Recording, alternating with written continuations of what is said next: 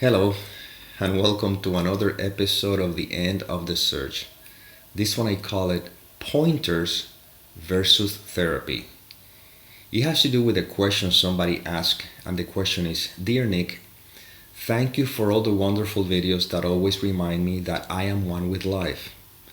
On another note, I would like to know your perspective on writing as a way to clear the mind. My therapist suggested, but I'm still not entirely clear on it. Thank you. I mean, the daily writing exercise of how I feel. Well, basically, the therapist suggests you should write every single day as how do you feel as a way of, feeling better or whatever the case may be. So, I'm going to elaborate a bit on this one because I want you to remember that these videos are pointing to the fact that you are, to the nature of your being. And therapy has to do with improving the character, the individual's experience in the world of appearances.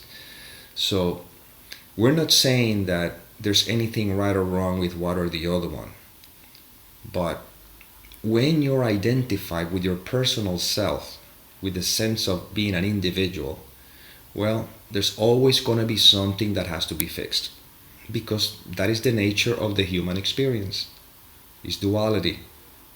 There's something seems to be wrong with it, and therefore we need to do something to fix it or change it or whatever.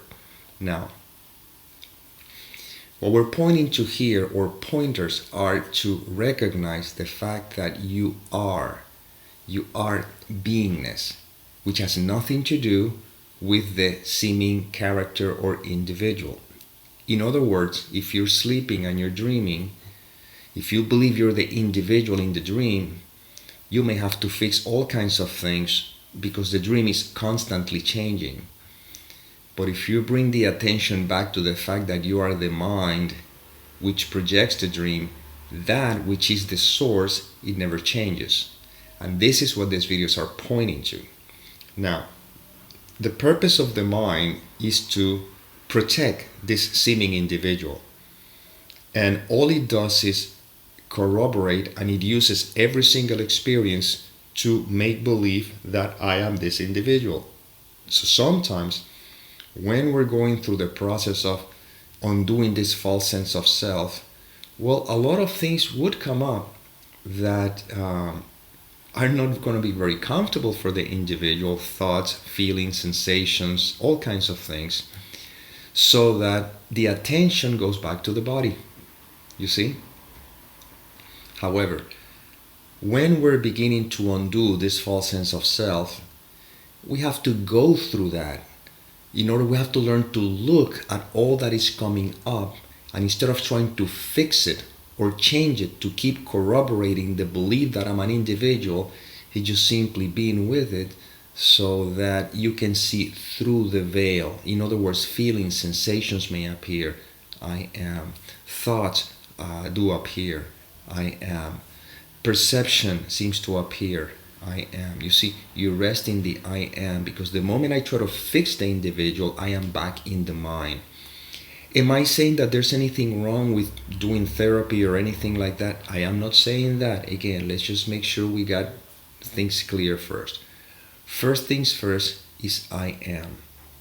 And in the I am, there's no suffering. There's no fear. There's just peace. And within the I am, just notice how life unfolds for the character. In some cases, the character may be led to do some kind of therapy for whatever the reason is. That's perfectly fine. There's nothing wrong with that.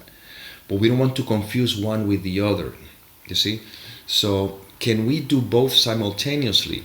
Well, if on your script shows that way, of course, why not? The bottom line is that the more you know that I am, most of the issues that in the past we might have gone to a therapist to deal with, they kind of fall by their wayside. They fall on their own because you can see now the transparency. You can see through it, So if before a sensation or a feeling was coming up and the mind immediately says, hey, you know what could happen to you, or you could die or whatever, because you know who you are, now that threat, it doesn't scare you anymore. And you're like, okay, this is what is. Take me if you want to. And interestingly enough, you notice how by looking through that, then that feeling, that sensation, that quote-unquote threat seems to disappear on its own. You see? Now, once again, if while sitting in beingness you notice that life presents a particular scenario or leads you to take some, to seek some kind of help, you do it, but without the fear. It's like, okay, well, the body feels this way and it seems as though I'm feeling moved to go to see a doctor or a therapist. However, you do it as part of the play. Say, okay, well, I wonder where this is going to lead to. Well, I feel like I'm going to go to see a doctor. Great. So you see the doctor and you have the meeting and you see how it all unfolds, but there's no fear. So here, right now, you are free. Literally, you are free no matter what, because you're not this body. You're not this seeming individual. However, there's a way of living in the world in a conscious way in which even while the body seems to be real, and it seems as though there are things that are happening simultaneously, there's a witnessing aspect of it that says, hey, look, it's interesting. The body's going through this experience, you see, but you know that you are. Now, in a psychological context, see, once you know who you are, well, again, I don't know what would you need to do or you feel moved to do. Again, in this case, the person says, I need to do writing to clear my mind. Again, I'm not saying there's anything wrong with that. The point is that when you know who you are, you see, then minds are just thoughts, and you need to fight with them to clear them. You see them as happenings. Sometimes there's a lot of thoughts, sometimes there's not, but you remain as you are. This is where this is pointing to. That's the difference between pointing and therapy. Pointing is a recognition that I am. Therapy has to do with the belief that I'm a separate individual, and now we need to do something to fix that separate individual. You see? But once you know the fact that you are, what is there to do? If anything, it's just to be. You see?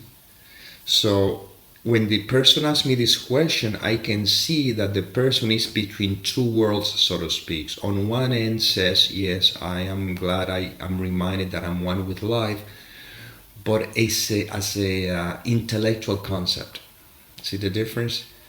And on the other hand, is taking therapy. Why? Because there's an identification with the sense of an individual, and it feels that it's to do therapy to clear the mind or so on. That's perfectly fine. Again, in these videos, I am not telling you what to do or not to do.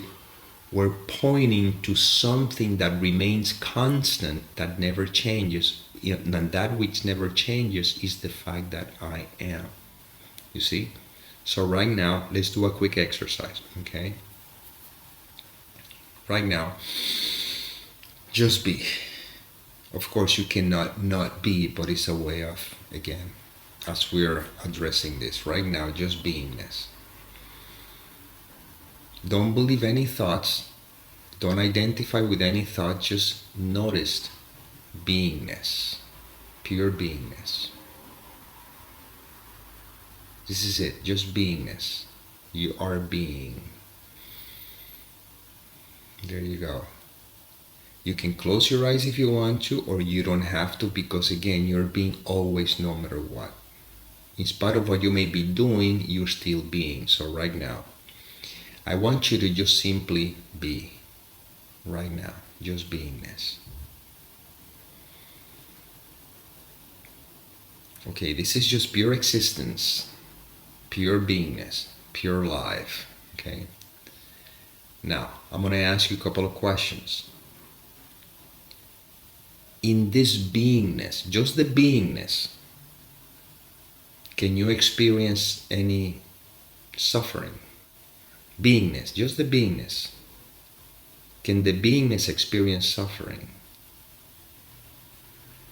And the answer has to be no. Can the beingness experience sadness? And once again, the answer is no. If you're really doing the investigation, you can see that that's just the way it is. Beingness is resting. It's a resting in beingness. Beingness does not experience any of those things. Your being. This is where this is pointing to, you see? That beingness is free. No worries, no concerns, just beingness, pure beingness. If you're experiencing worry or concern, it's because you have overlooked beingness and now you're identified with a thought, you see? But I already told you, don't believe any thoughts, just being, pure beingness. Well, that beingness is not affected by anything. Doesn't matter what you tell them, it doesn't matter. It's just being. And this is where this is pointing to. You see, we're pointing to. Therapy, on the other hand, overlooks beingness and brings you to the mind. You see? And now the mind is the one that believes I'm a separate individual. And now we have to deal with mind stuff.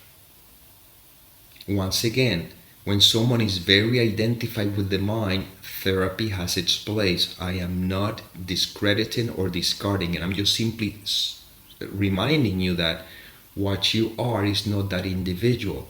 Your beingness. Resting in beingness, whatever happened with the individual has no effect on beingness. When you're sleeping and you're dreaming, whatever happened in the dream has no effect on the mind that is dreaming the dream. You see? So therapy would be for the dream, and pointing would be that you're the mind. You follow? So I can see that the person, according to the question, is sort of between two worlds. On one end, again, remind me that I'm one with life. Again, that's intellectual understanding. But on the other end, it's very identified with its sense of person. And that's why it seems to be overwhelmed by the content of the mind. But when you are being, now the content of the mind does not affect you. It's just thoughts, just passing clouds. Flying birds, or so to speak. But you see, remain as you are. This is what these videos are pointing to. And that is direct experience. This is not something you will experience in the future. Right now, if you don't believe any thoughts, what remains? What remains is beingness. You see? And that beingness is not something you will get tomorrow or in the future or later or after you do anything. No, I'm pointing to what is. This is all these videos are about. When people come with problems or issues, it's because they have overlooked beingness. That's all. And I point them back to beingness. But the mind is afraid of beingness because the mind needs an identity. You see? And in therapy, they hold on to an identity. I am this individual. This is something wrong with me. Now I need to do this to fix whatever's wrong with me. And again, if that's the level where somebody is, that's perfectly fine. I'm not here to say that you should or shouldn't do. I'm pointing that if for some reason that stopped working, because you still not feel the peace that surpasses all understanding, is just because beingness has been overlooked. That's all. That's all. And then again, you rest in beingness and you realize in beingness there's nothing to fix. Beingness needs no fixing. Beingness, it's always. If there's no identification with the content of the mind, you're resting in beingness. And this is the invitation. These videos are pointing to what has been overlooked. That's all. This is what we'll always be reminded of. Now the question is, do you want beingness? Do you want the fact that you are? Do you want to remember who you are? Or do you want to fix the character you think you are? In other words, I can say, do you want the peace that surpasses all understanding? Or do you still want to be identified with the thoughts and the things that the mind sells you as is the things that you want and all that kind of stuff? Do you want the world or do you want truth? And the mind says if you want truth, you're going to have to give up all the things in the world that you like to do. But in reality, that's not the case. When you want truth, what you want is peace. And then whatever you do in the world is part of your journey. If you're supposed to do music, you'll do music. If you're supposed to go to the Himalayas and meditate, you'll go to the Himalayas and meditate. If you're supposed to have a family and children, you have family and children. If you're supposed to be single, you'll be single. But whatever you find yourself doing, you're at peace with what is. That's the point. You will never sacrifice. There's no sacrifice here, because if there's a sacrifice, then you still identify with the mind. But if there's peace, beingness, then you see your life unfolding. Hey, look, life has me doing this right now. Hey, it's interesting. Hey, look, life has me doing this other thing right now. Interesting. Hey, look, life has me doing nothing right now. Great, but you see, no matter what the movement is, you're at peace with what is, because you're resting in beingness and you are being. This is where this is all pointing to. This is happening right now. You're being while you're listening to this video. And you are being also while you may find yourself going through therapy, because beingness is the substratum. The beingness is the background, you know. See, the movie, for example, the screen is the background in spite of whatever movies you play on it, or whether you don't play a movie at all. It doesn't matter. It's still being screened. Well, you are being in spite of whatever thoughts may be appearing, in spite of whatever sensations, feelings, or experiences, or scenarios. It doesn't matter. You're being. We're pointing to that beingness. That's what you are. That's what you've always been, and that's what you will always be. Rest in beingness and you are free. And well, this is inspiration that came through. I hope it served.